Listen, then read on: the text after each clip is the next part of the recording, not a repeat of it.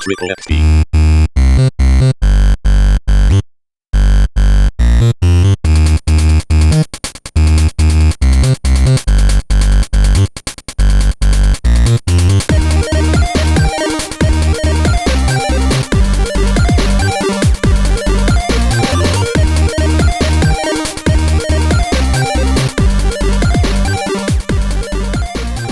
Triple XP. Welcome to Triple XP, episode 22. I'm Shane, and I'm joined by Mike. Hello. And our special guest this week, Skeletora. Hi. As per usual, you can find us on YouTube, Spotify, and all the other important podcast places. On this week's episode, we discuss the latest Nintendo Direct and PlayStation State of Play. We have an interview with our special guest. And to round it all off, we have a discussion about RPGs. But before we get into any of that, how the devil are you both? I'm pretty good. How are you? Yeah, How are you, that Skele? 6.5 out of 10 so far. We'll see how this goes. Above average. Yeah. Just above average. How's your? Because we're coming up to the end of the week now. Well, depending on when you start and end your weeks. If you're one of those strange people that starts it on a Saturday. How are you? How's your week been in general? Me? Both of you. I start Both my of week on you. a Wednesday. Oh, that doesn't surprise me at all. Good. Yeah, I'm good, man. Yeah, I'm pretty good. Yeah, nothing to report. Nothing Still interesting. Oh, locked in my Nothing. house. Still going to work. No changes. it's alright. for We've me. got a 4-month plan to get out of lockdown now. Yay. How's I things don't over by trust you, plans anymore. COVID-y? How's the COVID situation with you, Skele? Oh, I haven't left my house. I just don't In- leave. So But is that- it's normal. That's normal. I was So going to say, is that COVID or is that just generally you just don't Yeah. like leaving your house? no, it's just it's made life adapt to my normal habits. So it's not too horrible. Is it but- particularly bad where you are? Because obviously America's a big Uh, place, so Yeah, Yes. America's a good place. A good place. What am I saying? America is it's very widespread. Not to get political I here. feel like someone's yeah. holding a gun to your head, like in a Yeah. government America is official or very something. good place. Don't even think that we have any issues. I've not looked at my local numbers because I am just operating on the assumption that it's really bad all over the place and not Crazy. looking up the local numbers because it seems to spike and drop, where I'm sure it is everywhere. But keeping up Reasonable. with the numbers kind of made me crazy back in like March. Yeah. So I've just decided I'm just going to operate assuming everybody has it. That way I have asthma. I don't know. It's a I'm safe way to do it. just Everyone like is go in different. public. I wear gloves the very once every few months that happens. I've got like neon orange gloves, rubber gloves. I wear to the grocery store, and I know everybody else is over it now, and I'm not. But that's fine. It's fashion. The fashion show. I mean, you say that, but I mean that's pretty standard over here now. Is gloves and masks and I all say sorts of masks, things. but no gloves. Yeah, we have all sorts going on over here now. But we're just waiting for big old Bojo to let us know when we can get in the pub. Basically, that's all everyone's waiting That's for. literally all we want. And that's when it's considered over there. Is- Yeah, like any other political thing that's happening, no one cares. All they want to know is when can we go back to the pub. God, it's so true.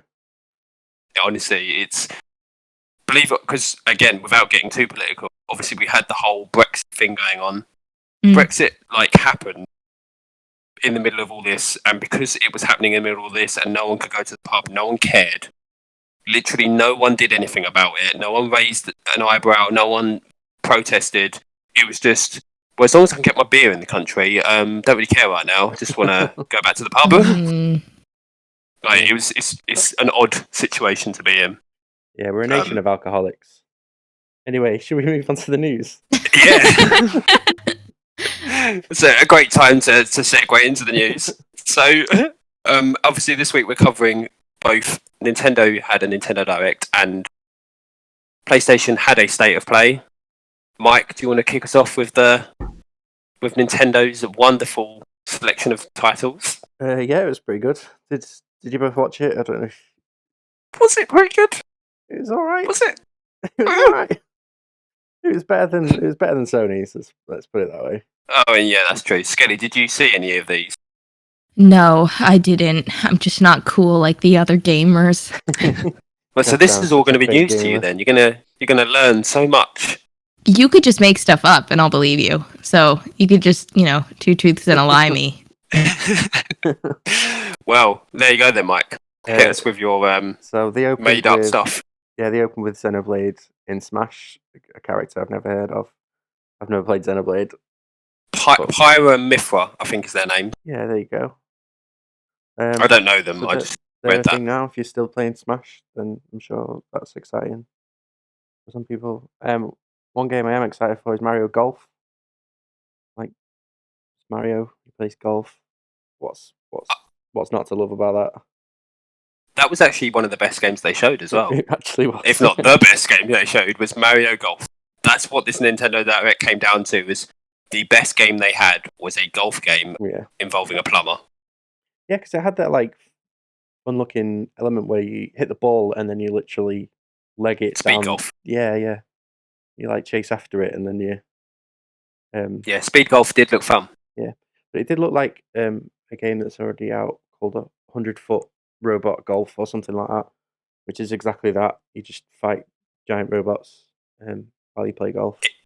It also looked like pretty much every other golf game. Yeah. I mean, golf doesn't change much. It's just golf.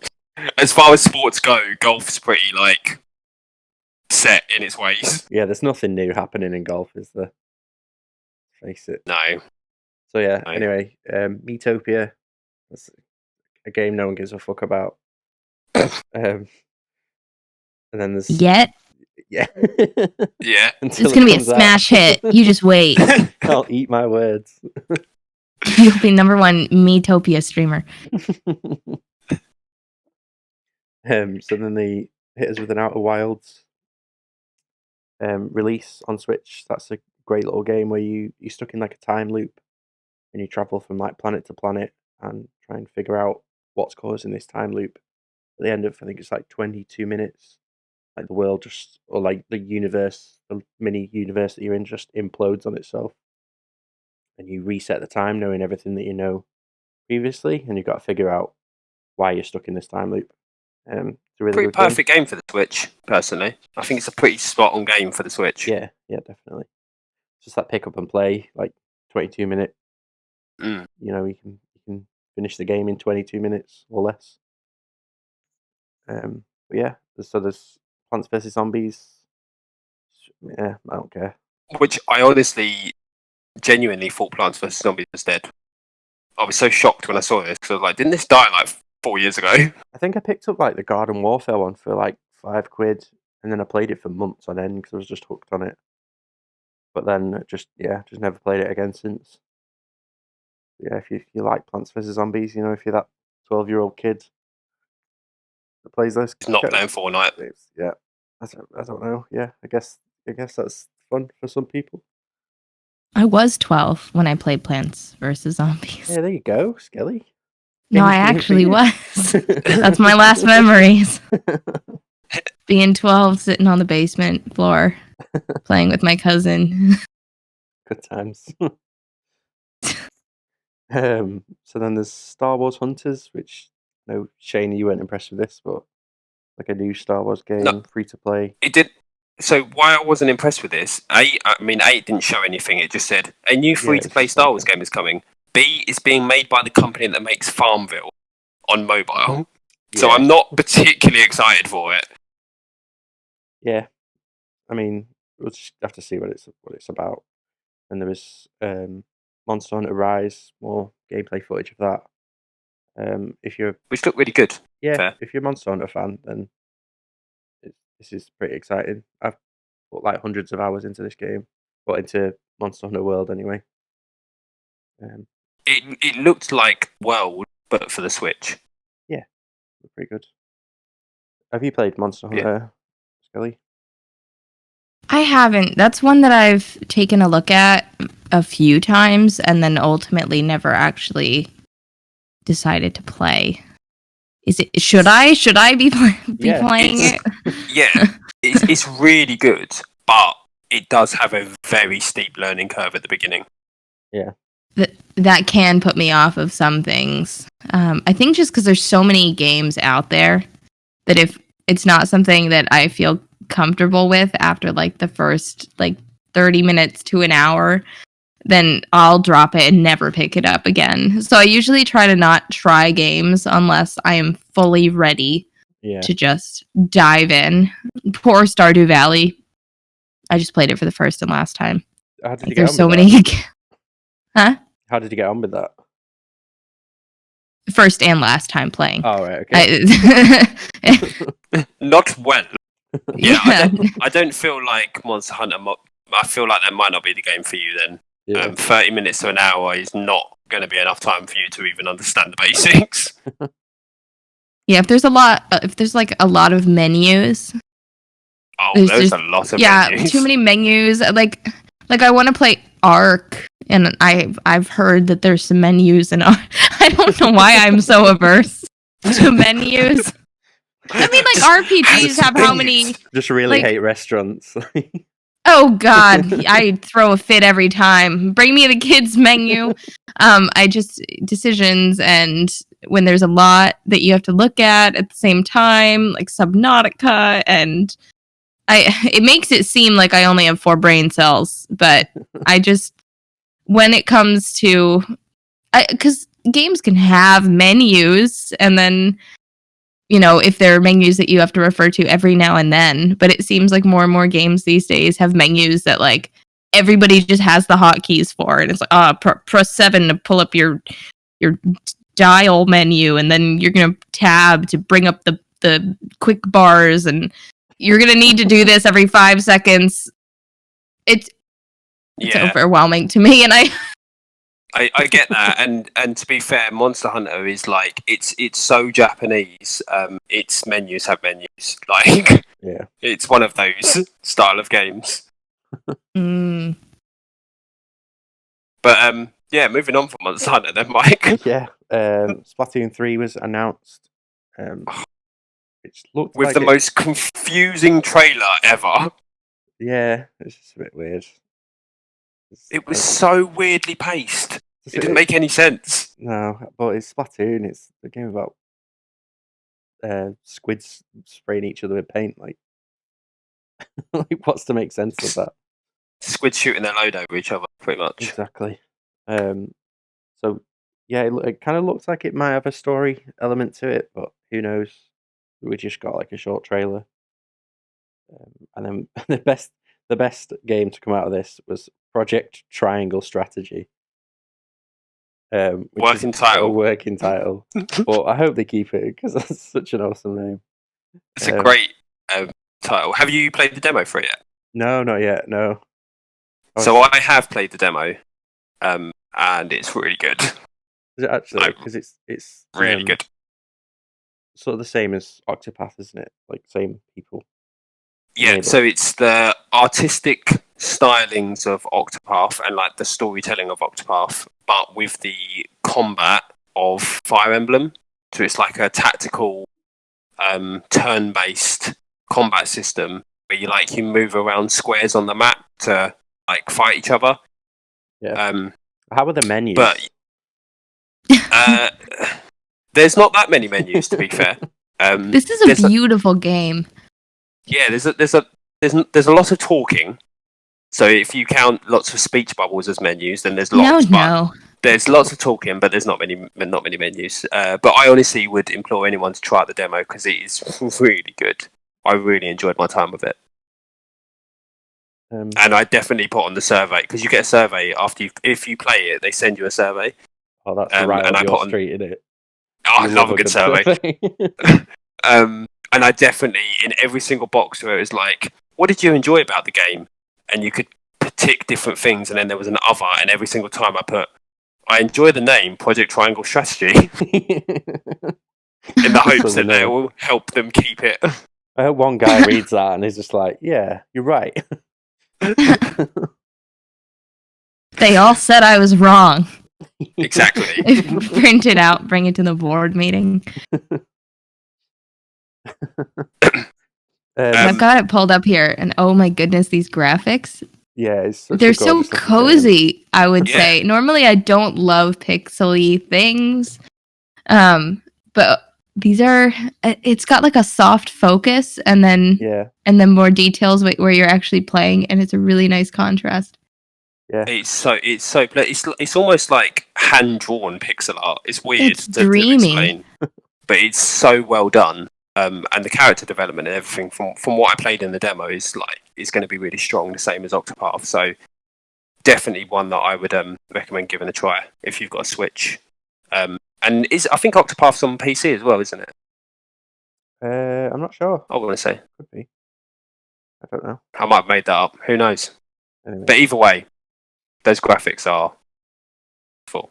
Yeah. So it's Octopath Traveler. Yeah. Yes. I've got that pulled up in another window now. Also a beautiful game. Okay. Yeah. Exactly. Octopath is made by the same people, but it's a like old school JRPG that follows like eight different characters, as opposed to a tactical one. Gotcha. A lot of menus. Okay. Yeah. I'll cross JRPGs are unfortunately big for menus. They love a good menu. But yeah, we did expect some Breath of the Wild 2 news. This is my favourite thing. We did instead for the 35th Zelda anniversary, I think it was. We got a Skyward Sword remake, which is the most dog shit Zelda. There, I said it. It's the worst Zelda. But that's what we got for the 35th. Nothing else. None of the good Zelda games that we all love. Just Skyward Sword. But can I just add though, it is the worst Zelda, apparently, so I'm told. I've never played it. But we're talking the worst still being of an extremely high standard. Like, the worst Zelda is still a higher standard than most other games. Yeah. Like, it's still a fantastic game. It's just not as good as the other Zelda games. I mean, I'm just upset because I wanted Ocarina of Time again. I didn't get it. But my favourite thing about this wasn't the fact that they announced a remake of Skyward Sword. It was the fact that he physically came out and went, so you wanted Breath of the Wild 2 details? Well, you ain't got them. Soz. Here's Skyward Sword. Yeah, no. Sorry. No news. Proper trolled everyone. But, yeah, all in all, it was like kind of a small direct. It felt more like an indie showcase. Yeah. Yeah, to me. There's nothing huge, nothing like super exciting. No Mario Odyssey 2. No Breath of the Wild 2. No, nothing good. And obviously they held off on Pokemon because they had the big Pokemon announcement the following week, covered in the previous episode. Yep. So, yeah. How was the state of play? Worse than what you've just been through. So it was shorter. I mean, so that's one thing, is you didn't lose an hour of your life. You only lost 30 minutes of your life. Yeah. I honestly felt like 15 minutes watching this thing. Yeah. It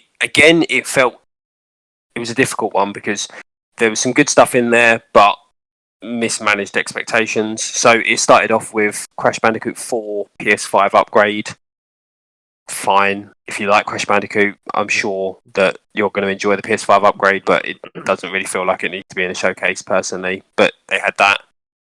Then we got to look at Returnal, a bit of a deeper dive on that.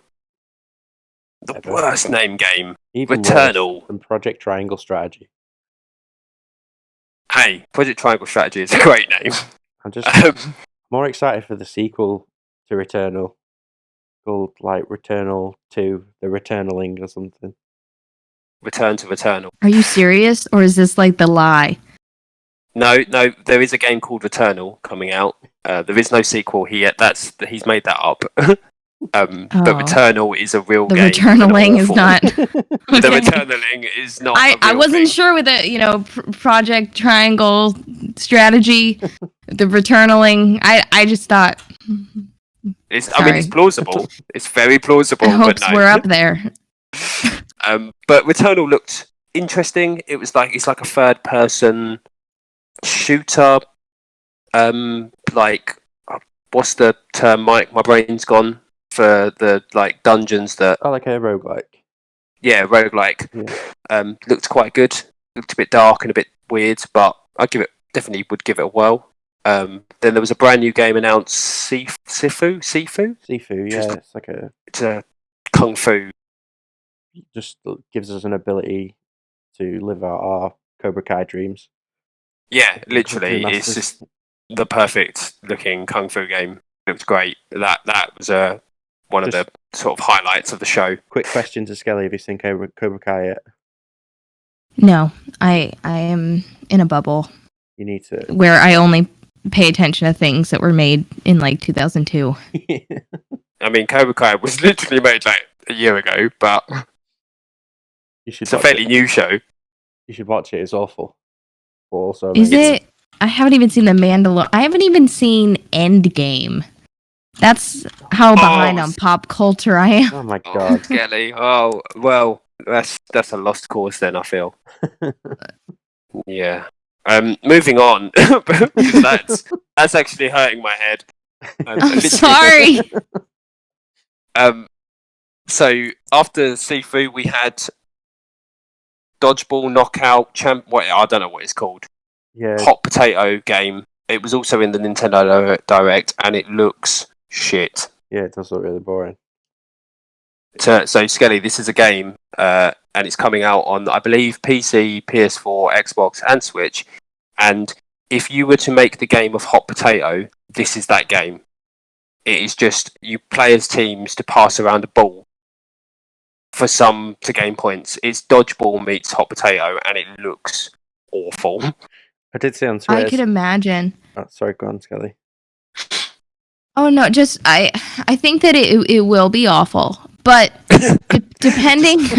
No, I think as a multiplayer situation, it could just be one of those kind of blow off steam. This is a really stupid game that you play with a bunch of people, like games that people don't take super serious. Like I don't want to see a competitive community growing around that. I really don't. But. It could be like Mean Greens, just a fun little afternoon game. Yeah. I think it'll have its fans, and then the rest of us, it'll be one of those games that you play a few times and dies off pretty quickly. You dabble in every now and then. It's not worth returning, but I don't think it's worth paying for, from what we've seen so far, let alone returning. Fair enough.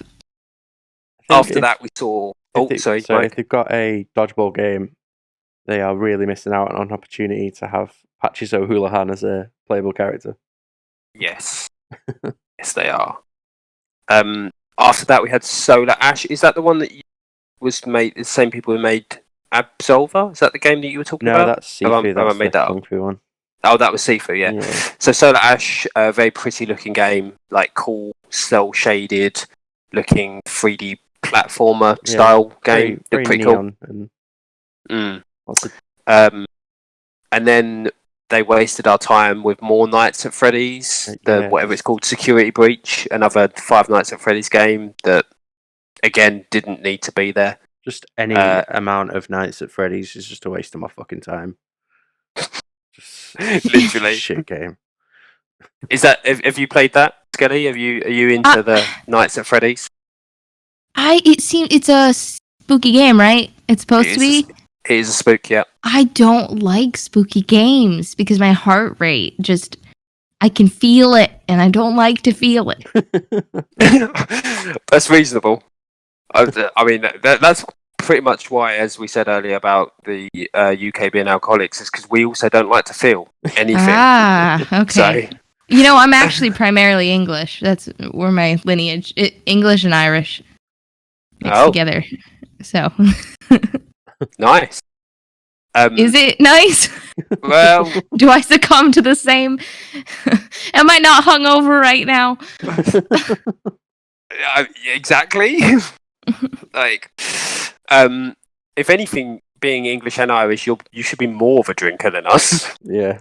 But yeah, moving on. We then got a date for Oddworld, the Soulstorm, which again, if you're a fan of Oddworld, it looks good. If you like Oddworld, if you're not a fan of Oddworld, it just looks like another Apes Odyssey game. But nothing particularly special. It's also free on PS Plus now, right? Is it this month? Next month? I don't know. What? Have I missed that? Is that something else I've seen that's not true? You've just made that up. Oh, cool. My knowledge, I don't know anything about what you've just said. Then we got to see Ken, Bridge of Spirits, is it called? Yeah. Ken, Bridge of Spirits, yeah, it does look which amazing. Looks... Skele, that's the game you want to look at. Ken, Bridge of Spirits looks phenomenally beautiful. Bridge of Spirits. Follows like a young girl that can use magic to protect like forest sprites. It just looks so cute. And it looks like that is a Disney beautiful movie. game. I love atmosphere. Yeah, it looks like a Disney movie, which it is going to be a really cool aesthetic for a game. I presume it's semi-open world.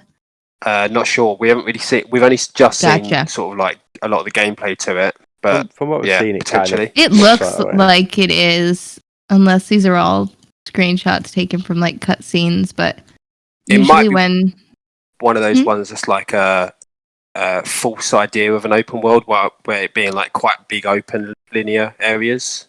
But then you have to kind of go from one to the other as the quest continues. You're not really open exploring. Yeah. It could be something like that. But either way, it looks good. It looks a lot of fun and it looks beautiful.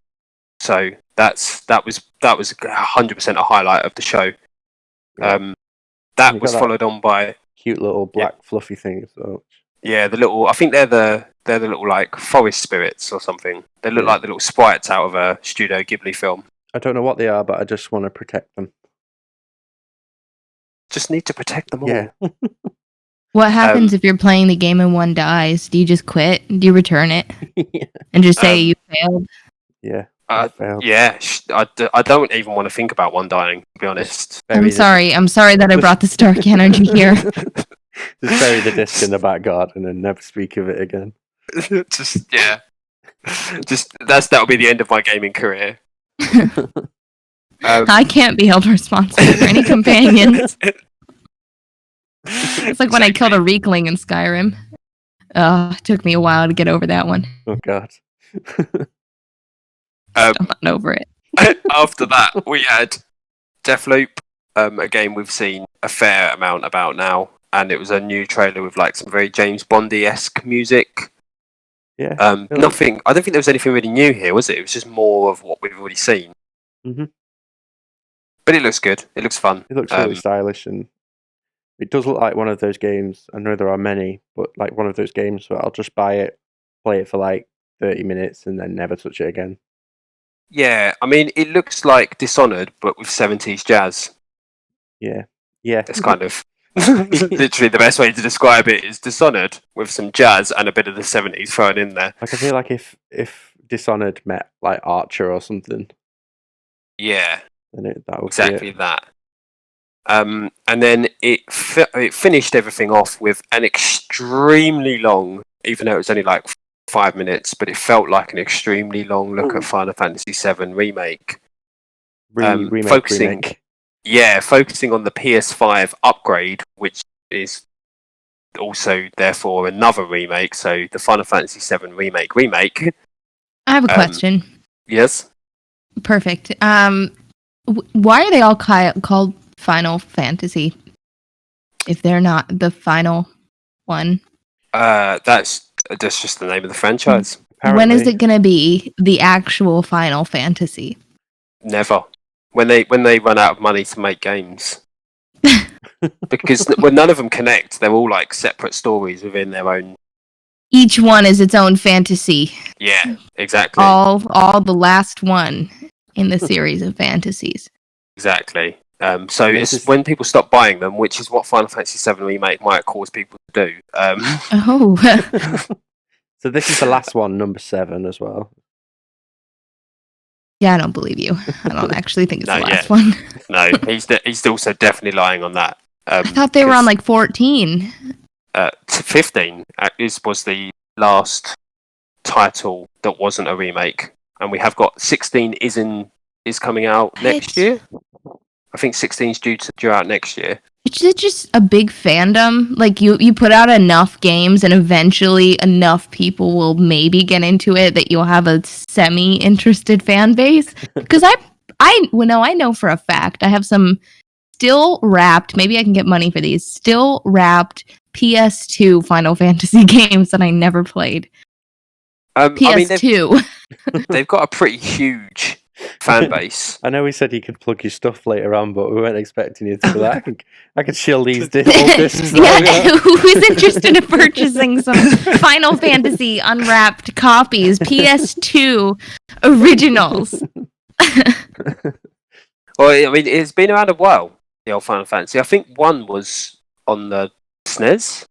I think so. Final Fantasy yeah. 1 was on the NES or the SNES, and then they've just been slowly. Cause number 7 was the first one on PlayStation 1, so that kind of shows how old they are. But yeah, the remake, they did this weird side by side where they showed the PS4 version to the PS5 version, and it just made everything in the PS5 version look misty and like with fog everywhere. It was weird. It felt like a completely unnecessary comparison. So our intern found the fog brush, and you can just see the difference. Literally. And they also announced the FF7 remake Intergrade, which is an extra new episode / DLC. It wasn't really explained what it was, but it was a new part of the story that you can purchase to have more content, which introduces a beloved character from the original Final Fantasy VII that hasn't yet to show up in the remake, Yuffie, and the focus on her story, which I would love to play, except I found Final Fantasy VII Remake really boring, so I never finished it, and I'm not going to spend money on a game I never finished. Maybe because you didn't have her in the game. Maybe that was the missing key. I mean, I loved the original Final Fantasy VII, and she was one of my favourite characters, so I'm more intrigued by her than I am the rest of the game. Fair enough. So, but yeah, that was pretty much it. It was a very weird ending, and a lot of people got very angry because there was no God of War, there was no Horizon, there was no Ratchet and Clank, there was no anything else Yeah, it was that nothing- Sony have got lined up.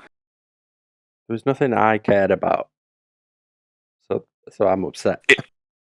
With the exception of Sifu and Five Nights at Freddy's and Hot Potato, everything that they showed is stuff we've already seen or already know about, Yeah. or that they've shown off like multiple times before. So it was more like a, hey, we haven't spoken to you since like November last year. Just in case you forgot, here are the games coming out this year. That's what it felt like. Yeah. So, It's like but- that friend that texts you at like 3 a.m. like, "Hey, how's it going?" And then you reply, and then they just don't reply. That's what it felt like. Nothing much, you. Yeah. That's Exactly every that. conversation I had in 6th grade over the internet. People just message out of nowhere just to talk. And then it was, hey, what's up? Nothing much, you. Same. Do we have homework? Yeah. I'm really bad at messaging. I have a friend who I've known now for, nearly 20 years. And she will message me, and it will honestly, sometimes it can take me anywhere between 1 hour to reply or 2 months. No, I'm the so same. bad. Yeah. Like, That's it's got to why- a point, even though we use WhatsApp, that we literally send each other like a small novel just because we know it's going to be weeks before we reply to each other. No, I'm the same way with friends. That's why all the friends that I would consider to be old friends, they're people I talk to maybe every 6 months, if that. and there's this it's a mutual understanding that we just don't talk, but we hold each other in high regard, and that's all that I need. I feel like that's the sign of true friendship, though, is when you can go months and months and months without ever speaking, but the minute you do speak, it's like nothing's changed. Yeah. Yeah, I think we've all got that one friend that's like that. Yeah. But anyway, that's the news. That was the state of play in the Nintendo Direct. I say that's the news. There was loads of other news, but covered that in another episode. And that's the tea. So now it's all about you, Skele. No. It's the spotlight is going to be 100% on you for the next maybe 30 minutes. I don't know how long this is going to take. I've made that I number don't up. shut up, so bet. Roughly 30 minutes to 2 hours. Somewhere in that middle ground. When we started this podcast, we were like, yeah, it'll probably be like half an hour, and then each episode is like an hour and 40 long. Yeah, I mean, that's what we average now, is an hour and 40. Well, because you can say facts, or you can have me interrupting you every sentence. So, but that's what makes for great listening. But now you don't have to interrupt. The questions are going to be aimed at you. Is that a challenge? Well, no, please don't. So yeah, we've got a few interviews for you, basically. It's going to be a little Skele interview. Okay. So, Mike, how did you want to do this? We haven't really discussed how we're going to do this. Take a question each. Yeah, see how we go. Sure. Yeah, I'll start us off then. So there's the nice open starter. Who the fuck are you, Skele? Tell us a bit about yourself. Wow. Put on the spot like that. I'm a streamer on Twitch. Now, if you don't know what Twitch is, kidding, jokes. If you don't know what Twitch is, I'm sorry, Google it. But I play video games. They're all RPGs. So far, this podcast has been just a review of all the games I don't play. But I refer to myself as we. So when I say that, don't be taken aback. But you and your other personality. Yeah. Play video games about 3-4 nights a week on Twitch. Usually they're older RPGs. Playing Mass Effect now. But I don't know. I think I have good jokes. Other people disagree. But that's pretty much what I do. Is I just play video games, D&D. I rabble rouse, and I would say probably my biggest thing is I invite rabble rousers. I'd probably be really boring if I didn't have a solid community, and I can only give myself the credit for that. Your D&D sessions are incredible, and they often got me through like the late night feeds because you always stream at like ridiculous times for me. Like the late early night morning feeds, just watching the D&D sessions with like camp and stuff. Oh yeah, so funny. Yeah, we got one of those coming up. Oh, cool. It was supposed to be tonight, but I pushed it, which is good because I would have been dead. But so, how long have you been streaming for? It was October 2018 I started, so I guess we're coming up on like 2.5 years. Cool. Quite a while. Yeah. I didn't even know what Twitch was 6 months before I started. I just got into it because I was dating somebody who wanted to be a Twitch streamer, wanted to stream Fortnite. And I was like, I'm going to be supportive. And then I was his number one mod. Then I started streaming and left him, and here we are. And now look at you with your big old community. Yeah, wow. Amazing. Yeah, your community is pretty solid as well. Like, and I dip into the Discord every now and then just to steal memes, which there are always They've got plenty. good jokes. So that's a solid motivator is people with good jokes who laugh at my good jokes. So but yeah, that's where I am on Twitch. That's what I do. I just exist and invite people to exist with me. So how did you wind up here on Triple XP? Well, Mike has been harassing me for months, frankly.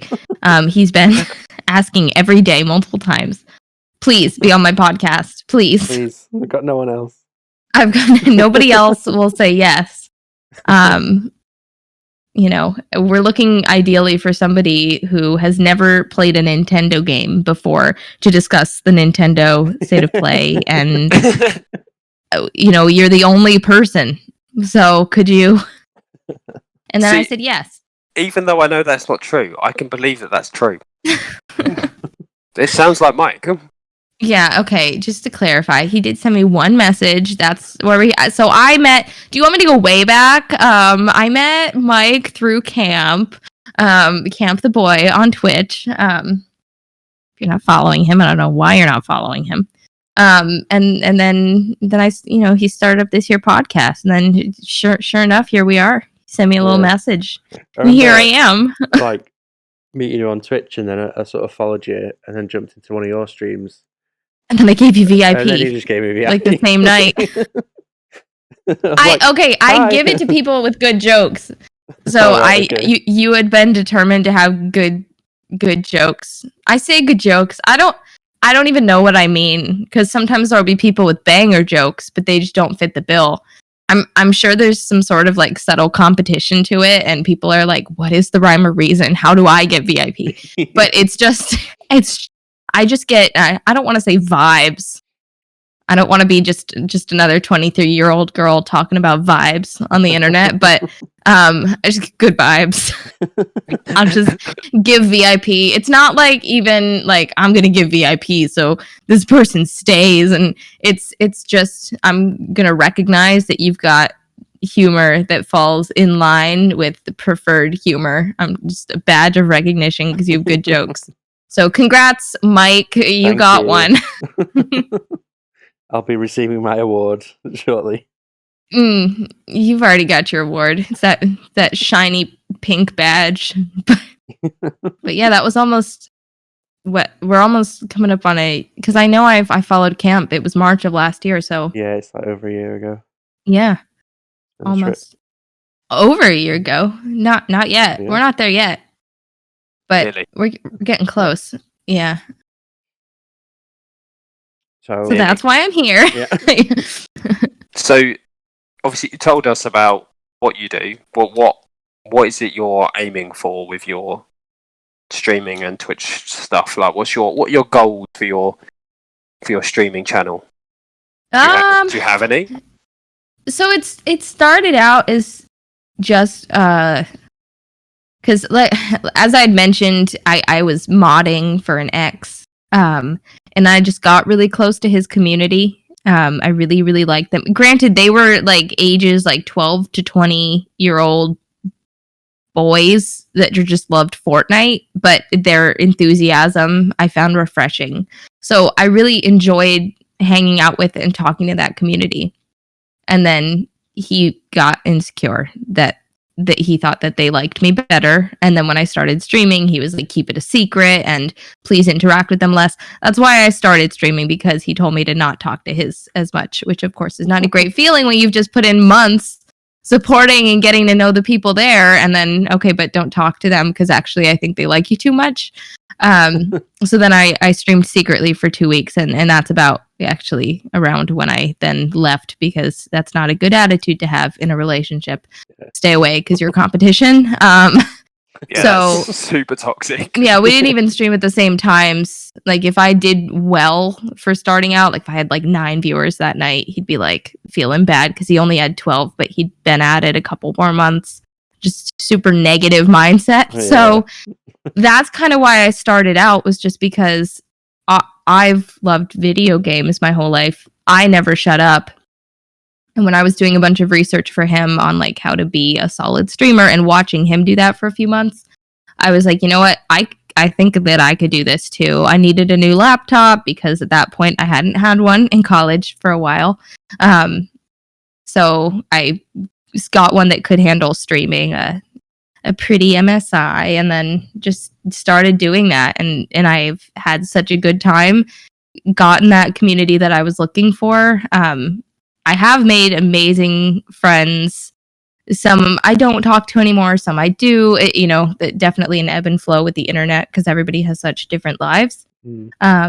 But I got that, and now I'm at this really weird point where because I started my last semester of college, and so I'm at this weird point where obviously since I've started to now where I've been working in a corporate job for almost 2 years, it's this weird impasse where I am finding myself hating my day job so much because it's just cubicle corporate, like the most to the letter. Yeah. You know, and it's not even like my company specifically. It's just that kind of job when you're, because I do HR. So it's just bad news all day, people upset, you know, and it grates on you. And then obviously Twitch is that escape. And now that I've kind of gotten into that side game Stream Raiders, which is a source of revenue, and Twitch, I'm like looking at all my earnings and I'm just, how long can I actually make that leap at any point? And that's kind of what my focus has been, because I never ever thought of it as a career ever. Yeah. It's good that it's getting to the point where it's becoming like an option, isn't it? Like, yeah. I could probably comfortably, and I've even actually asked my boss about this, which is really weird because I didn't want to explain like streaming to her if she didn't know what it was, because it just sounds like I'm a cam girl. If you don't know what it is, that's what it sounds like. Yeah, so yeah. I told her I was an internet comedian. I didn't know. Well, how else? Like, if I don't use the word comedy, I'm like, I'm an influencer. I wouldn't even consider myself one. But so I was like, hey, because we had like a one-on-one meeting. I was like, do you think at any point I could ever like go part-time? Maybe like if I could go part-time and then just have more time to sleep and put effort into my stream, and actually, normally I quit because I'm just overwhelmed, a 40-hour work week and trying to stream like at least 4 hours, 4 or 5 nights a week. I ideally I would stream 5 or 6 nights for like 6 to 8 hours, but I can't do that. There was 1 month after college where I was doing nothing. My part-time job was closed. My college, I'd graduated, but I was still living in that house. I didn't want to move back home.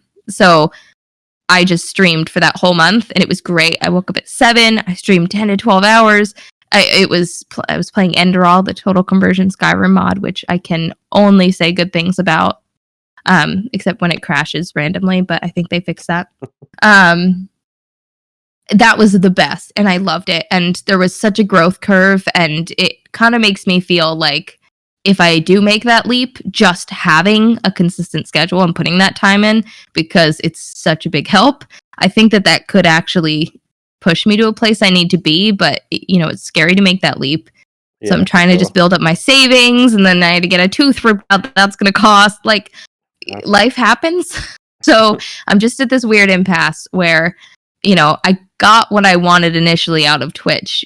I really don't have IRL friends. I moved away from college, and then COVID happened a year later. I didn't really have friends, after that first year, still settling in. But I don't feel alone because everybody on the internet, I've got obviously, a closer friend group in addition to kind of the broader community. I think Twitch is a good place where sort of everyone's there for the same reason, aren't they? And have the same interests and stuff, and that's how you sort of find each other.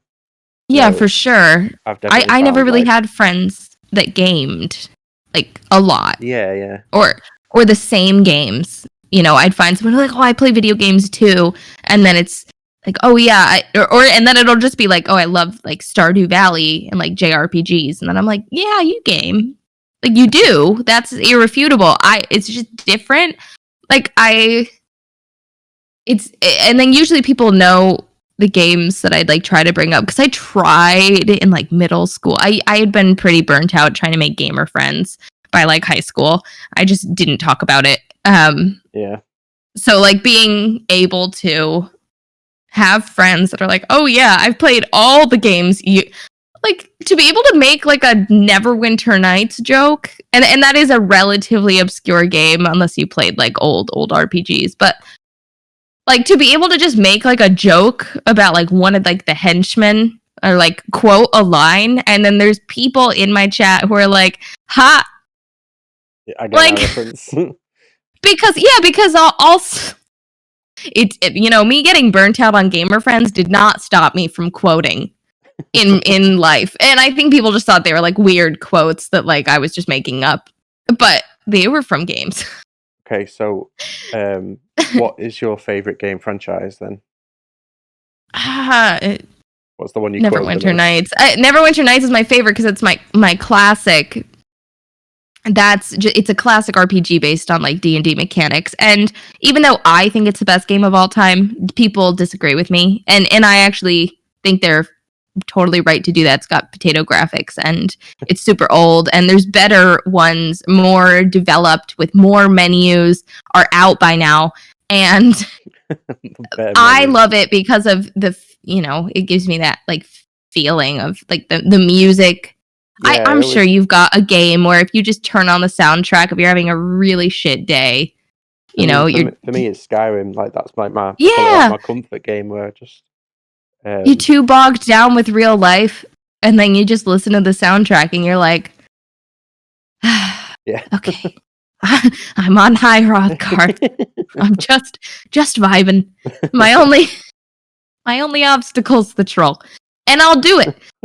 So yeah, no, and I would say, actually, because you mentioned Elder Scrolls, probably the more consumer friendly ones would be KOTOR in a second. KOTOR 1 and 2, that's Knights of the Old Republic, for those who might not recognize that acronym. And then I like Oblivion best. That's my favorite Elder Scrolls. Yeah, I love that everyone just looks like they've got an elongated head. Love it. Love it.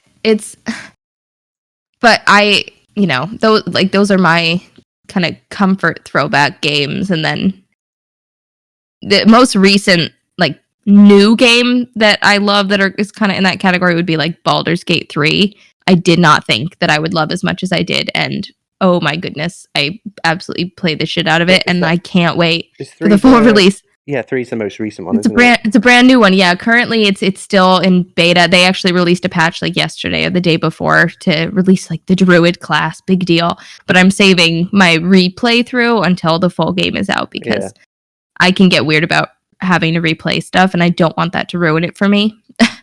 Yeah, that's fair. Yeah, I get that. But I love it because you can push enemies off of tall things and they'll die. And it just feels way more lifelike. Like, what games let you just push people off of tall things? It's a reasonable tactic. Like, who would fight a monster next to a cliff? A monster they could reasonably push over. And just be like, no, I'm going to cast magic missile at close range anyway. Like, I'd push him in a pit. What are you talking about?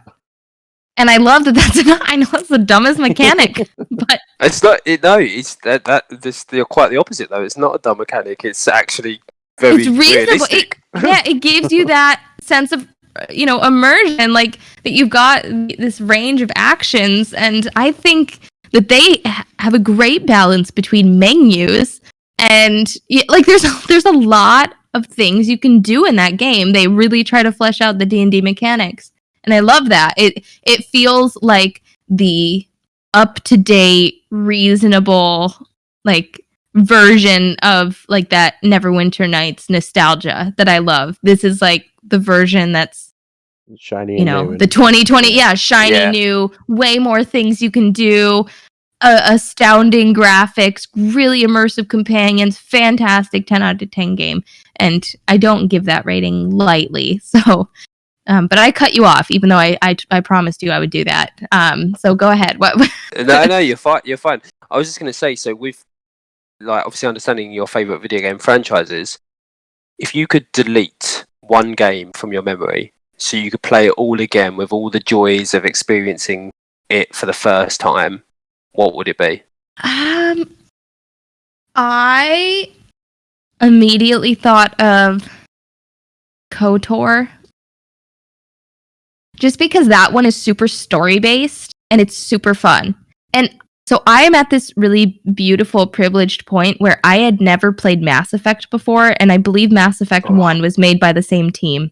And I know it's a privileged point. I know that I'm at that point with Mass Effect that I wish I could do with KOTOR, which is I wish I could play through it again. And I've played through it a few times, but there are story twists, and I think they do a fantastic job, especially for the year it was made, on making it open world, but keeping it closed world in a manageable enough way. Yeah.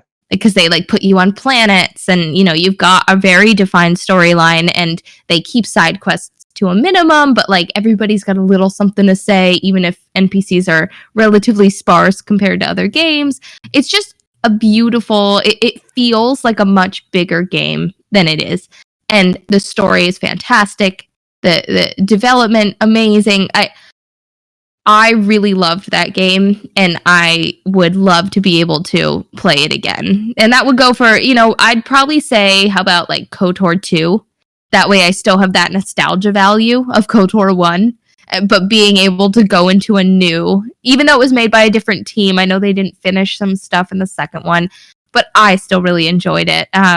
So maybe the second one, just to give myself that new game feel again. But I know I'm there with Mass Effect right now. And I am really, really enjoying it. Yeah, it's got the same feel. Mass Effect is so well done. Absolutely love Mass Effect. Have both of you played KOTOR? I haven't, no. I've dabbled in one of them. Okay, because I'm serious. And if you liked Mass Effect, is same team made first Mass Effect and first KOTOR. Amazing, amazing game. Same team. So if you did enjoy it, just trust me on this one. It's amazing.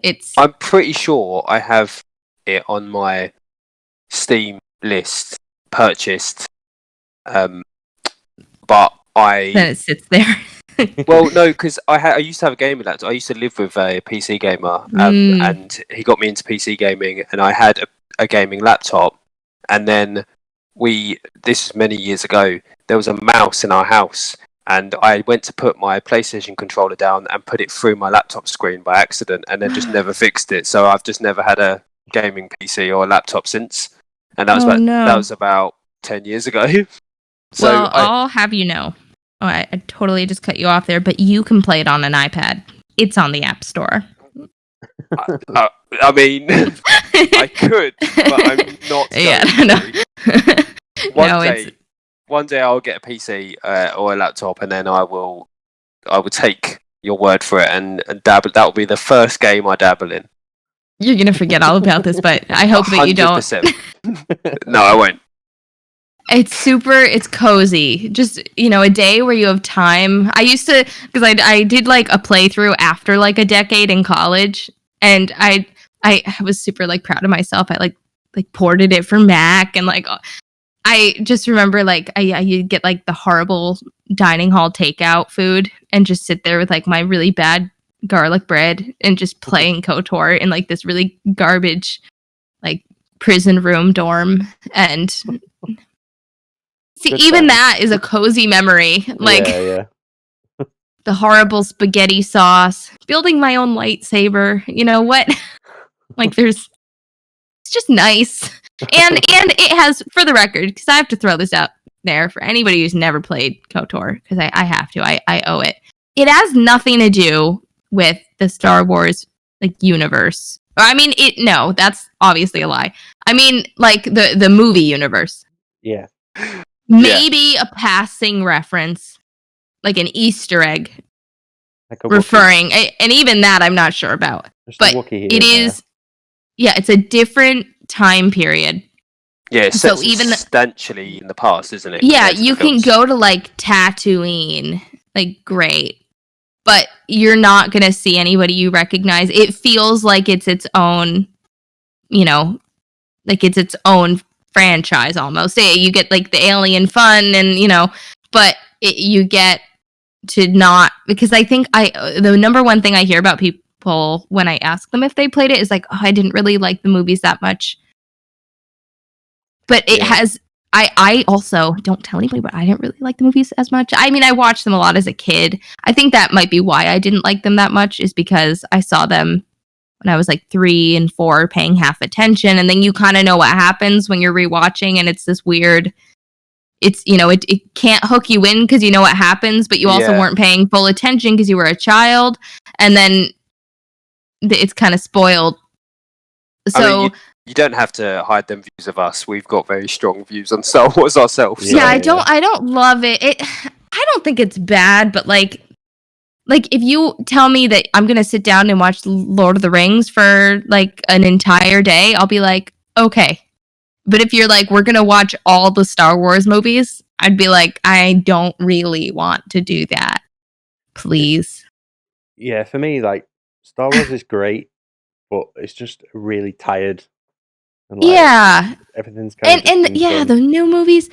Yeah, but the game don't even consider it a part of that. Just consider it like a fun, immersive space RPG, and only completely or it's very rewarding. I love it when loot systems are rewarding and you actually find stuff and it's not like garbage. And they do a really good job of that too. So, so can you give us like a triple XP like hot tea exclusive, like something interesting, like a fact or story that you've that you can tell us that maybe you've not told anyone else? Really putting you on the spot now. Yeah, no, I never shut up, so everything's already been said. Hot tea exclusive? Are we talking Twitch? Are we talking life? Either. Yeah. Whatever you want to share. Whatever. Yeah.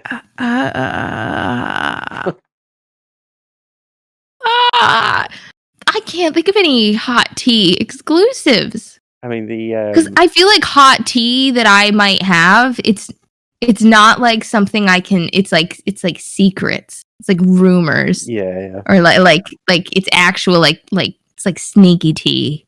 Like I can't share because it's all hearsay.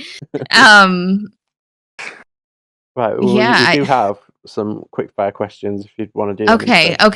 That wasn't a quick fire question. No.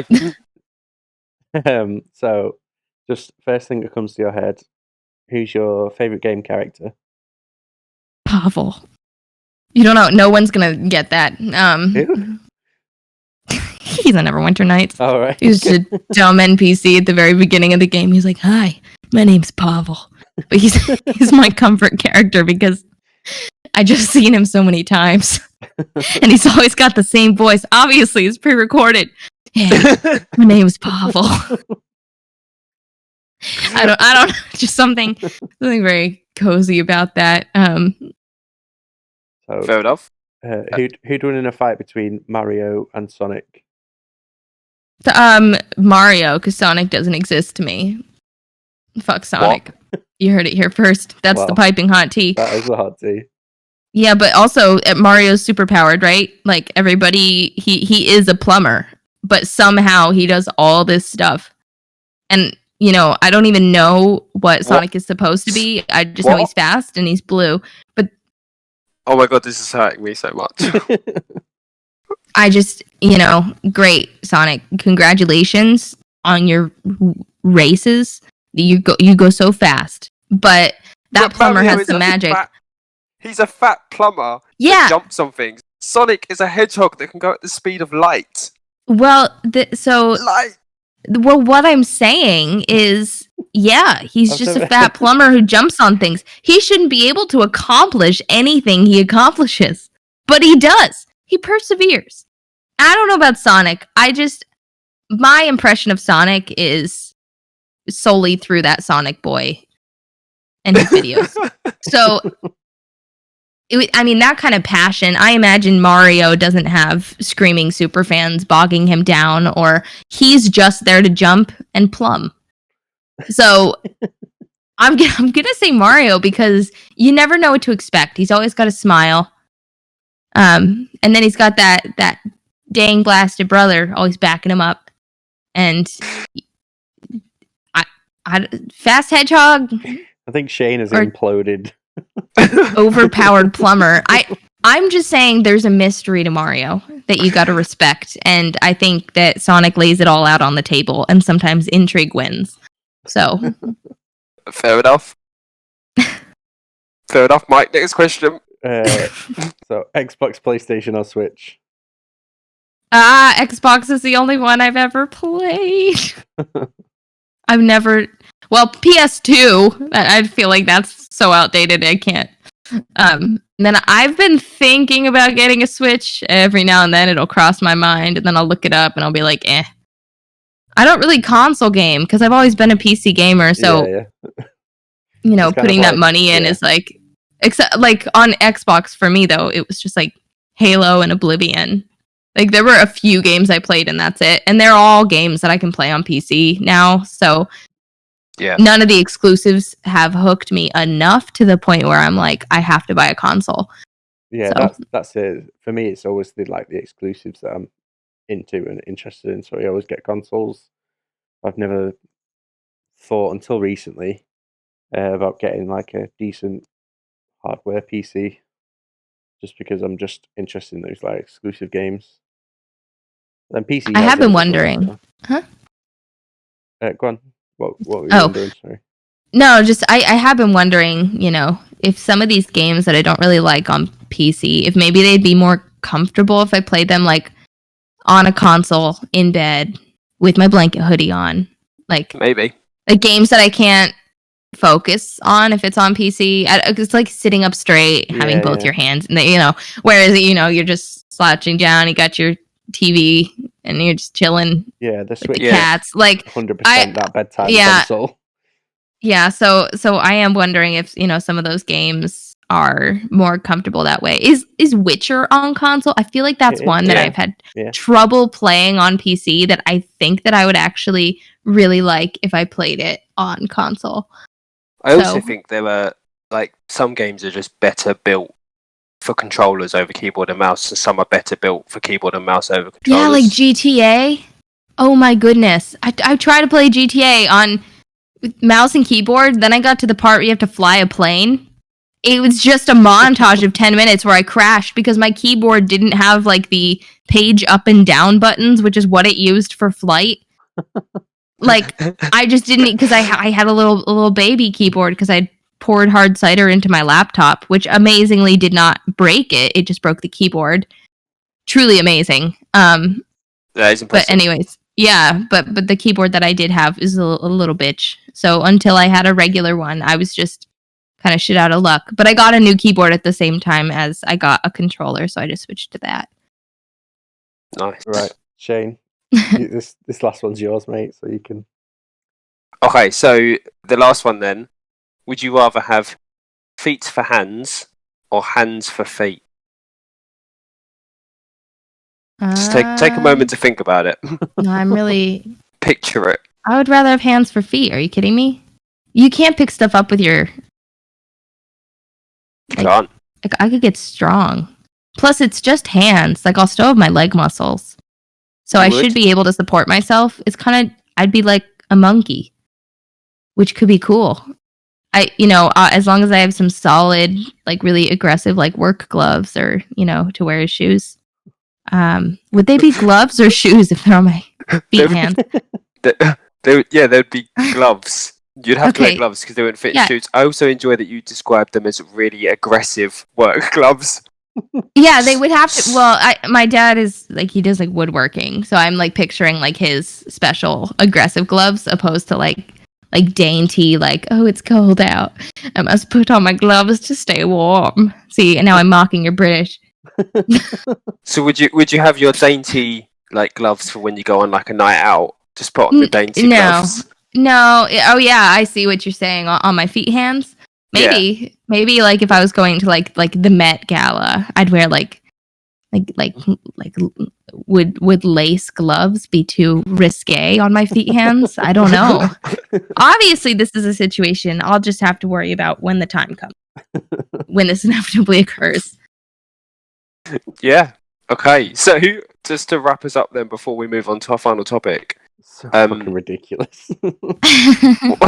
What have you been playing recently? So the listeners if they come and check you out on Twitch, what are they expected to see at the moment? Probably just a lot of screeching, but Mass Effect is the game I have been playing through. Mass Effect 1, even though everybody says I'm being stupid because the remastered version comes out in May, but I'm playing through the first one and I'm going to play the second one remastered. I'm going to play through those. But that's like the main game for right now. Since it doesn't come out till May, and I think I'm going to actually finish it in the next couple weeks, I'll probably be actually switching to Enderal, that total conversion Skyrim mod, after that. So that's what's kind of on the menu there, along with kind of one-off streams. Like, I do music sometimes. I'm not good at playing instruments, but I sing. So I just, put the mic more towards my mouth than my instrument and then just, try. But besides like that and kind of these one-off like D&D streams, those are like the main games that are likely to be seen soon. Who have you got for the D&D? Or have you not? Is that I've got Camp and Maurice, so you already know it's going to be a smash hit. And then I've got buddy old pal Fork. She was in one with them, the one with the torch and the hole that just went on forever. She was in that one as well. So you might recognize her. And lastly, I have a new player, Indie Insomniac. He is another streamer, and I haven't played with him before, but he has been a long-standing name frequenter in the community. And I know he had said before that watching me do like Roll20 games like on Twitch had kind of got him into starting it with some people, and that's cool. So I figured, hey, it's something we've talked about as a group, doing like some D&D sessions and stuff. Yeah, it's fun. It is. Although I've been told there's like better websites for hosting it. I just feel like I've put like $150 into Roll20, and that's not including like the $5 monthly membership. Right. So I'm hesitant to switch. Although I should, because at this point I'm just spending more money on a program that breaks more than I want it to. So sorry, Roll20, just letting me down. Well, we will make sure as well for our listeners that there is a link to your Twitch in the show notes when they go out. But should we move on to our third segment and do our final conversation for this episode? Yeah. So, in honor of you, Skele, we are talking about RPGs because we know that you love them so. I do. So, our question for Apart this week, from all our topic of those that we previously mentioned earlier. So, our topic for this week is what makes a good RPG, in your opinion, and like what is it about it that makes it good, and why does that make it good? So, as you're our guest, Skele, you get to start. What to you makes a good RPG? Okay. Well, to me, and I know this is not universal, I prefer when RPGs let you make your own character. Even if there's only like 6 customization options, for me, like not playing a pre-existing character helps me connect more. Even if I base it on like Mario and I make like this short, fat plumber character, I will still feel connected in a way that I won't if it's like The Witcher and you're just, you know what I mean? I don't know what it is, but for me, that's something I prefer to see in RPGs. Beyond that, I would say a medium amount of menus. If it's too overwhelming, too many functions all at once, it's too much. Some games do it really well, though, where there's a lot of different buttons you need to memorize, but they teach them to you slowly. Like, which one was the Middle Earth game? I'm totally blanking on the Shadow of War, Shadow of Mordor. I think both are. I played Shadow of War. I think that they did a really good job. But I usually like open world games, but with a easily identifiable main storyline, but one where you can just explore. I love atmosphere. I love side quests that aren't just go fetch. Yeah. There's definitely a few kinds of quests that will grate on me, and if there's too many of those, I just can't. And it's usually like those go fetch or go tell quests where you're just running between places. Yeah, there's no rhyme or reason why you should be doing those. Yeah, or like go kill without without like a hook. Like if there's a difference between I need you to like I'm throwing back to Guild Wars days. Like I need you to go kill 5 river scales and then bring me their fins so I can make boots. Like to me that's less immersive than, even though that's valid I guess, than like there's a monster in the cave over there. It's taken out a few people in the village.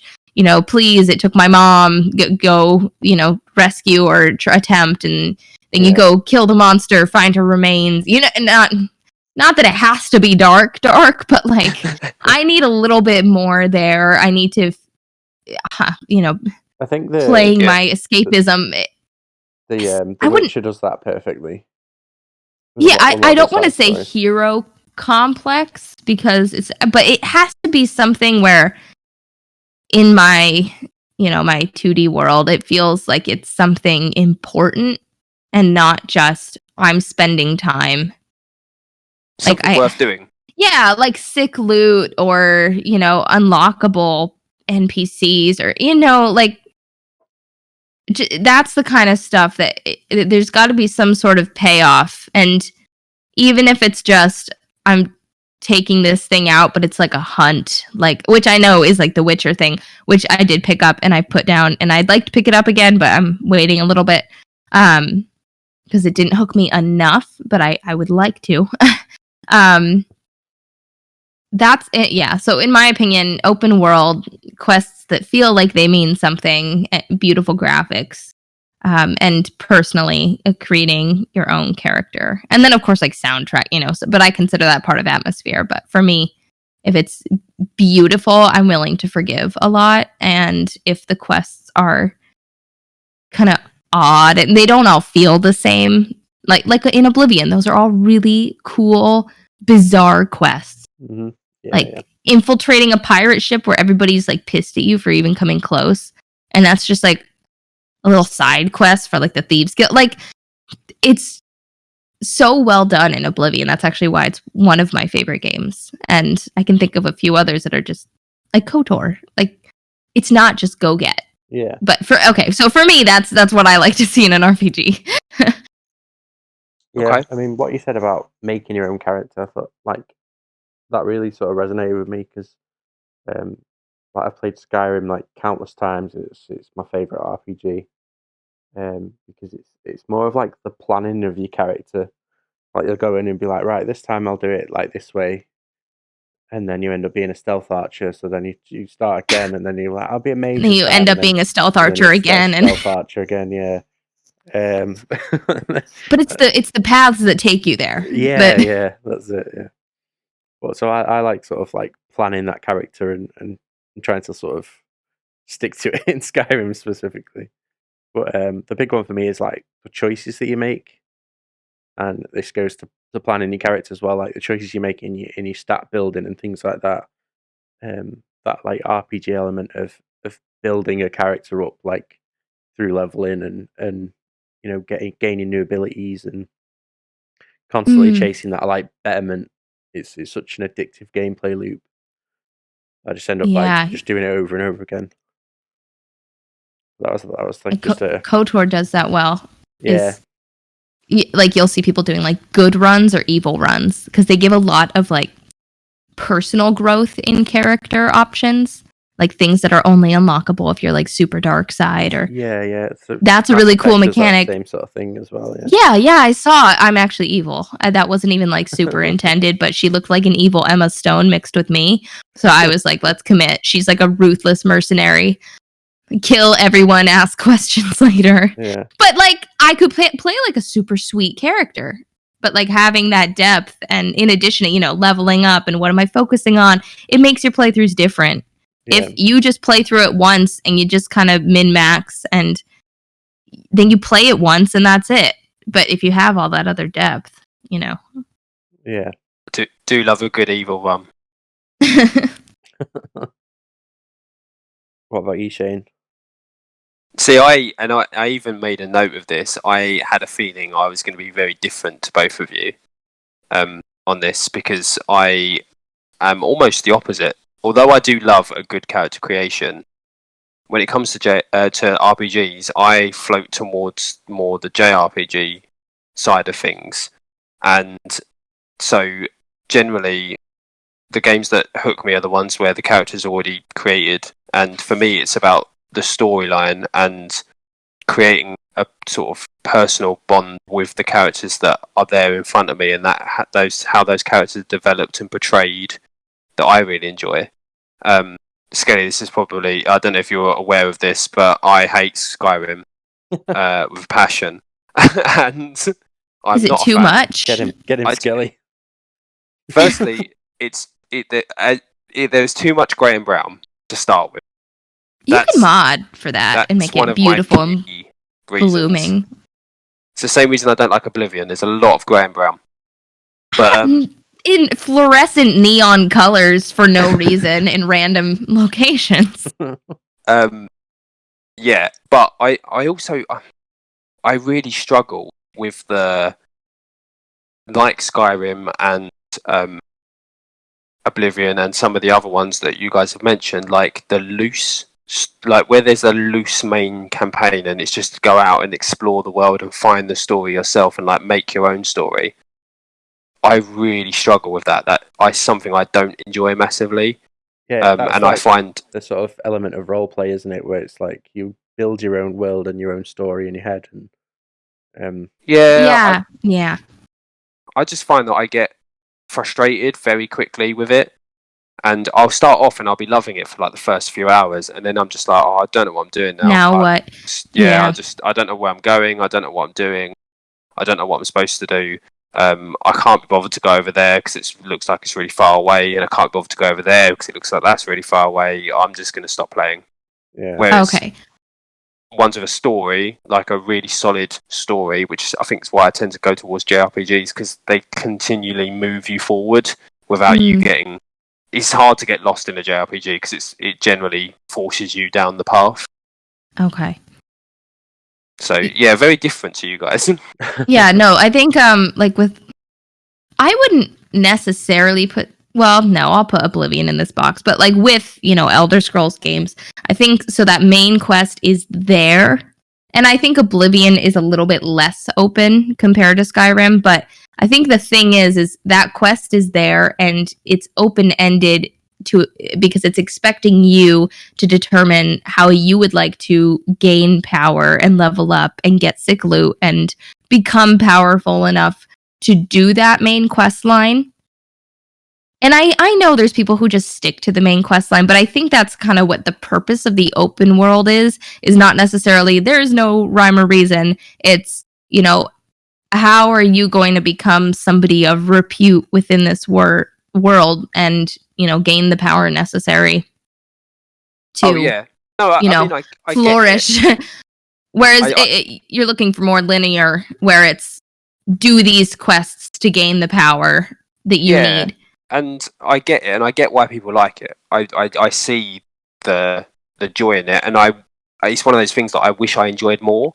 I just can't long term get on with it. But I do agree with you as well on the side quest front, in that they have to be meaningful, because there are so many games now where I just bin off side quests altogether because I do 3 or 4 of them and just go, well, this is pointless. These are pointless things that are solely there just to give me some more experience, and they have no real benefit to anything.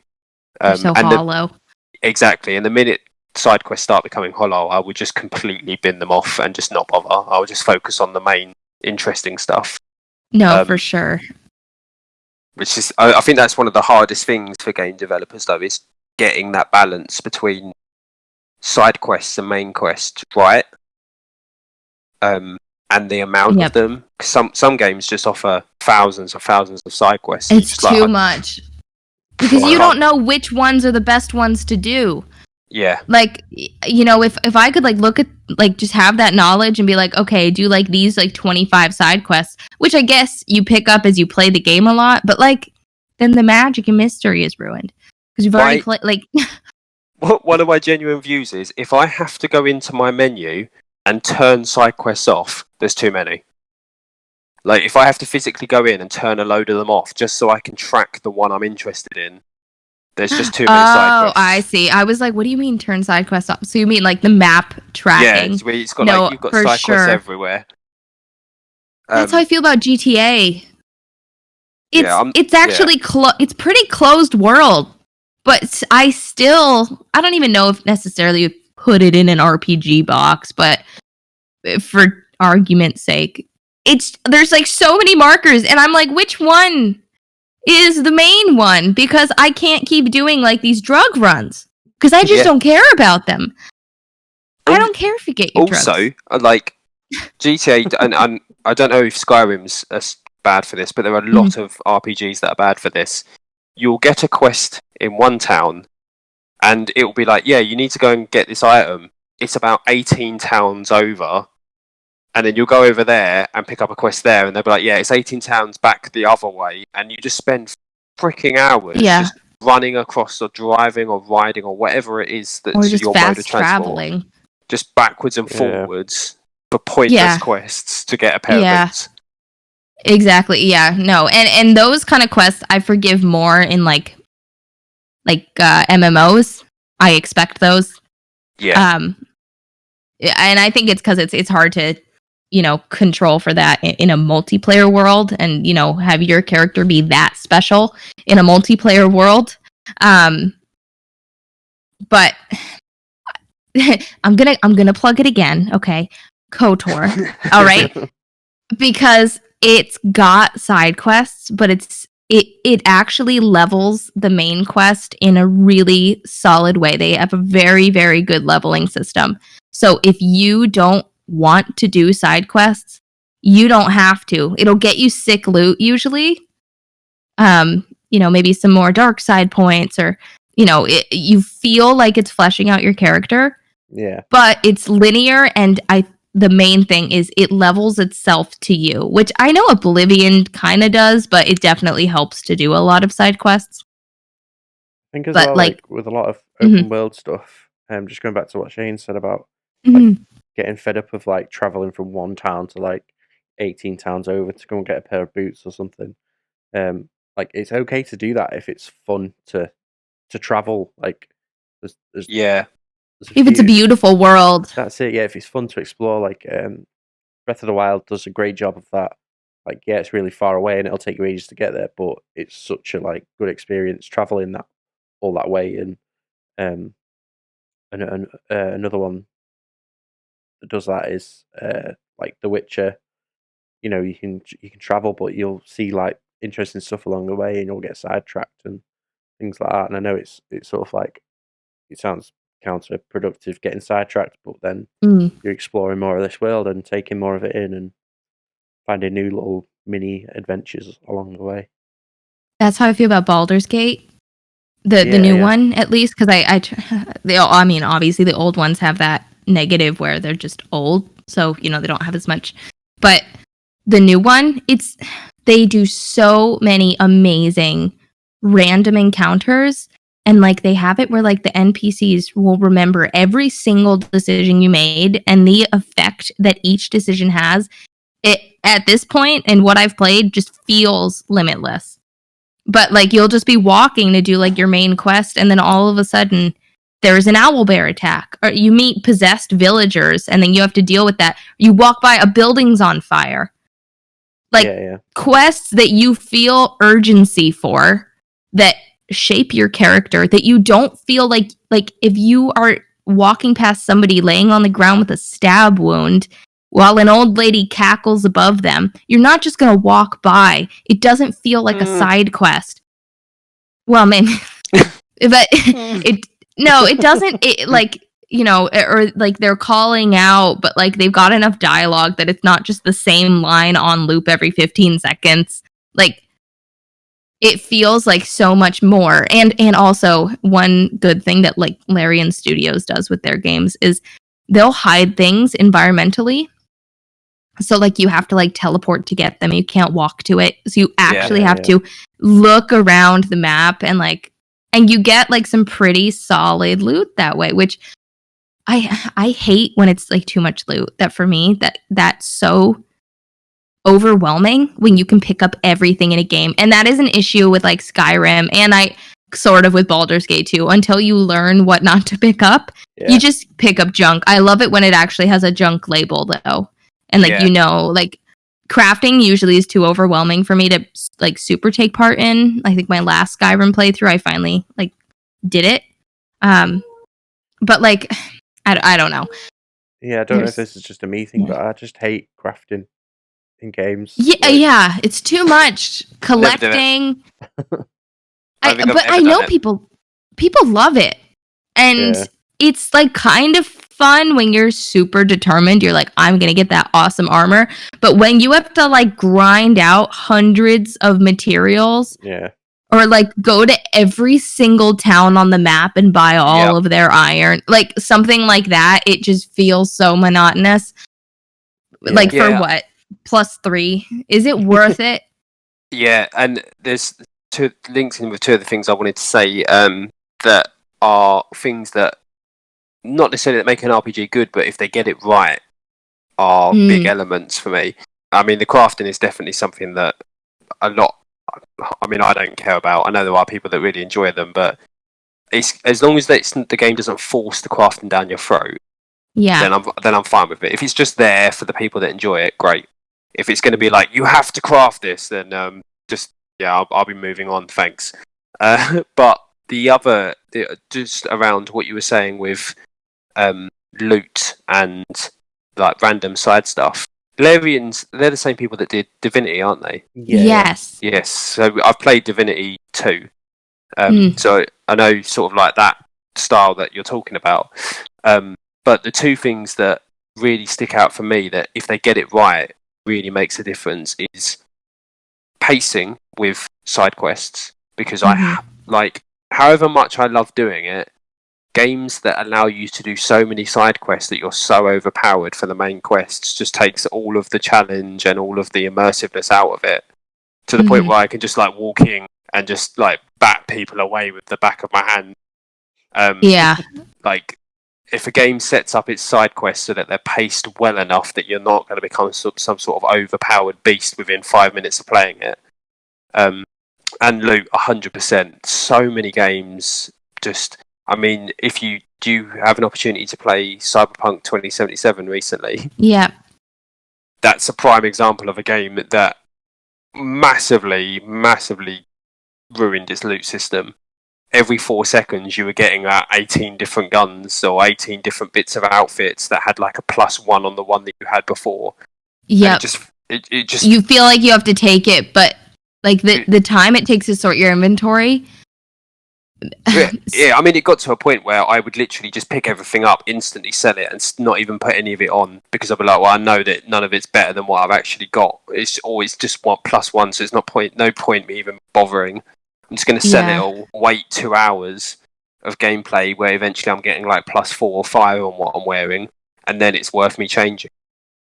But I think a lot of gamers have like this built-in mentality of you have to pick everything up to sell it even if you don't want it. Like you have to build your wealth. You have to. You can't just, because that's 8 gold. Yeah. It's just 8 gold, but it's 8 gold, so come on. Yeah, but it's ridiculous because I don't know about you two. I mean, Skele, you've obviously got a lot of experience in RPGs. But in my experience, particularly outside of a game like Divinity, where literally everything you do makes a difference, in a lot of the other RPGs I played, money means nothing. Very rarely are you buying anything. Like, in the early games, you try to buy things. By the end game, you're not buying anything. No, for sure. Because you unlock it all in quests. Exactly. It means nothing. Money is pointless. My mind just keeps going back to how KOTOR's the perfect game, because they're such a good balance. They are, because like you want to buy like med packs, like you want to stock up, you want to be ready, you need your antidote kits. And I really like crafting systems where, and Cyberpunk did this, KOTOR did this, where like you get like add-ons for your weapons. And you can, it's not necessarily crafting, but there's upgrades available. Yeah. And like Mass Effect has it, but they do it at a reasonable level, and I like that. Mass Effect inventory management is driving me crazy. Because I feel like I have to pick up everything, but when you can't click on an item and see what it, like, you have to get it. You have to, and then look, and it takes so many clicks. Just it's like I'm powering through. I am assuming that they're going to fix it in some regard for the remastered version, or make it so you can click a bunch, or that's what I'm assuming, because I can't be the only one who feels that way. Mass Effect 1 was more challenging than the other. Like, they made a lot of improvements on 2 onwards, and also, if you've not already been told this, Mass Effect 2 is the best Mass Effect. So everybody tells me something different. A lot of people like the first one because they love the Mako, which I've been told is not present. Well, everyone who doesn't tell you that Mass Effect 2 is the best Mass Effect is wrong. Just ban them. Mass Effect 2 is the best Mass Effect, and that's all you need to know, really. Okay, well, I will be playing through it, and I'll be playing the remastered version, so I just really hope I can somehow port, like, the file with my choices to the second, because that's something everybody talks about, is how your choices in the first game will go over to the second one. Yeah. But if I'm switching from the regular version to the remastered, I don't know if I can do that. I think there's a choice system at the beginning for all the major plot points. Oh! Yeah, they do a thing where it's like a comic book strip, and it basically goes through all the major plot decisions from the first game or the one prior, and you can remake those decisions to match up. Oh, that's sick! I had no idea. Okay, wow. I don't know if they're going to do that for the remasters, but they definitely did that on the number 2 and because number 1 was only on PC and Xbox, I believe, and then it came over to other consoles. So to make it so that people could do it, they did it that way. So I'm pretty sure hopefully they'll bring that over. Yeah, if they already have that system, I doubt they'd take it away, especially when a lot of people, I'm sure, have characters that they cared about. And can't see why they wouldn't even make them redo that completely. Yeah, but all right, well, I mean, should we wrap it up there with what appears to be what makes a good RPG is KOTOR? Yeah. That's it. That is. They do everything so well. I need more KOTOR-esque games. Beautiful. They do loot, quests, main quest, leveling, customization, story. If you're a developer listening to this, which you're definitely not, but if you are, go play KOTOR, and then that's how you need to make your game. Please. Thank you. And then to send me a little DM. Let me know. I'll play it. I'll play it live on the internet. I'll critique. No, not too many menus now. Okay, chill. Just chill on the menus, but everything else. So, just before we finish, Skele, where can the listeners find you? Okay, are you ready? If they so, https:// twitch.tv/Skeletora, like Skeletor, ha ha ha, but with an A. and on Twitter, and I've arbitrarily decided that Twitter is how I'm going to derive my self-worth from now on. Twitter, I'm Skeletora TTV. So, a lot to remember. Paul, give me engagement. It's also the same on Instagram, but I'm really not good at selfies. They make me uncomfortable because I don't know how to take them. I can't smile. So, I do have an Instagram though. So, on those rare occasions, it's just Skeletora TTV. If you would like to see my face, but just find me on Twitch and Twitter. That's call it a day. And we will make sure that there are links to these in the notes. Very important platforms. A link to the eBay page where she's selling her PS2 games. Yeah, my PS2 games, I think, is probably the primary reason that I came on this podcast. Is I will be selling those. That's right, my eBay Skeletor TV. Mint condition, I expect no less than 400 each. So I just have to go home and find them. They're not thrown away. Let's hope. I hope they're not thrown away. So that's it. That's this week's episode of Triple XP. So join us next week. We have a chat with JB. And we talk about games that need a reboot. So it's a good time to subscribe. KOTOR. Right, catch you next. Triple XP.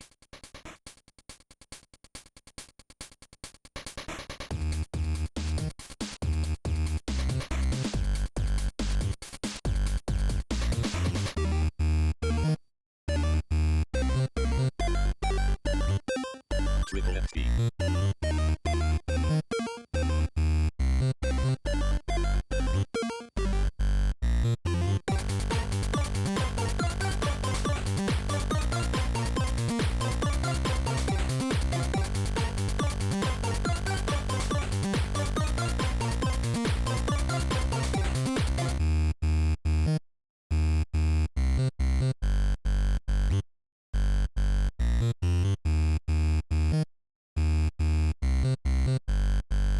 Triple XP.